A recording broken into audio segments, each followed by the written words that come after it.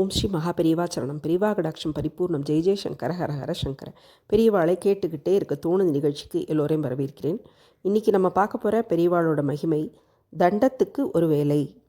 காஞ்சி மகான் தஞ்சாவூர் பக்கத்தில் முகாம். தரிசனம் தர ஆரம்பித்து 3-4 மணி நேரம் இருக்கும். வரிசையில் நின்றுட்டே இருந்த பக்தர்கள் கூட்டத்தில் யாரோ லேசாக விசும்புறாப்பில் சத்தம் கேட்குறது. நேரம் ஆக ஆக அந்த விசும்பல் சத்தம் அழுகையாக மாதிரி பெருசாக கேட்கவும் பலரும் திரும்பி பார்க்க ஆரம்பிச்சிட்டா. 20-22 வயசு இருக்கும் அந்த பையனுக்கு. பார்க்க படித்தவனாட்டம் இருந்தான். அவன் தான் அப்படி அழுதுன்னு இருந்தான். பொதுவாக வயசானவாளோ இல்லைன்னா மனசில் பெருசாக பாரம் ஏதாவது உள்ளவா தான் இப்படி பரமாச்சாரிய தரிசனத்துக்கு கண்டதுமே அழுவா. இவனும் இளைஞன், படித்தவன் மாதிரி நாகரிகமாக வேற இருக்கான். அப்படி இருக்கிற அவன் ஏன் அழணும்? இந்த கேள்வி எல்லோருக்குமே எழருது. அவனோட அழுகை உச்சஸ்தாயில் ஒலிச்ச சமயத்தில் அவனை கூப்பிடுங்கோங்கிற மாதிரி தன்னோட ஒத்த விரலை அசைக்கிறான் மகா பெரியவா. அந்த அர்த்தத்தை புரிஞ்சுட்டு அந்த பையனை உடனடியாக ஆச்சாரியர் முன்னிலையில் கூட்டின்னு வந்து நிறுத்தினார் ஒரு சீடர். பரமாச்சாரியா முன்னால் போய் நின்னதும் பெருசாக அழறதை நிறுத்திட்டு கேவி அழ ஆரம்பித்தான் அந்த பையன். அவனோட கண்ணிலேருந்து அருவி மாதிரி ஜலம். இந்தாப்பா அழாத, அதான் பெரியவா முன்னால் வந்துட்டே இல்லையோ, உன்னோட பாரம் என்னன்னு இறக்கி வச்சுடு அப்படின்னு சொல்கிறார். இருந்த எல்லாத்தையும் அழுது கொட்டிட்டியா, இப்போ சொல்லு உன்னோட குறை என்ன அப்படின்னு அன்பாக கேட்குறார் ஆச்சாரியா.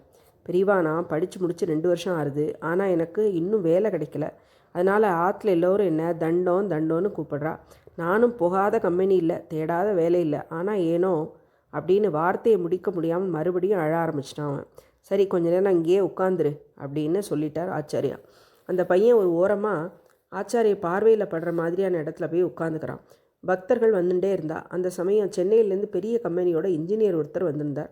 கொண்டு வந்திருந்த பழத்தட்டை பெரியவா முன்னால் வச்சுட்டு நமஸ்காரம் பண்ணார். அவர்கிட்ட நோக்கு, இது என்னன்னு தெரியுமோ அப்படின்னு கேட்டு தன்னோட கையில் வச்சுட்டு இருந்த சன்னியாச தண்டத்தை சுட்டி காமிக்கிறார் மகான். என்னடா இது, சம்மந்தமே இல்லாமல் தன்கிட்ட இதை பற்றி கேட்குறாரே ஆச்சாரியார்னு அவருக்கு திகைப்பு. மற்றவாளுக்கோ பரமாச்சாரியை ஏதோ சொல்ல போகிறாங்கிற எதிர்பார்ப்பு.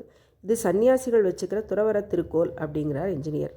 திருக்கோல்னு சொன்னால் எப்படி, இதுக்குன்னு பிரத்யேக பேர் இருக்கோல்லையோ, அதை சொல்லு அப்படிங்கிறார்.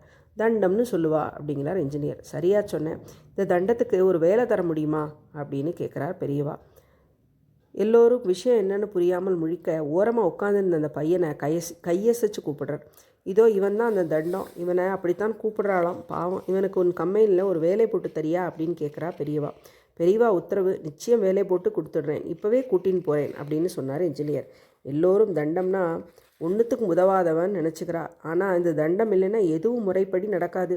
சன்னியாசிகளுக்கு தீக்ஷா தண்டம்தான் காப்பு, பிரம்மச்சாரிகளுக்கும் தண்டம் உண்டு. ஏன் நாட்டை ஆள்ற ராஜா கையில் இருக்கிற செங்கோல் கூட ஒரு தண்டம், அது ராஜா தண்டம்.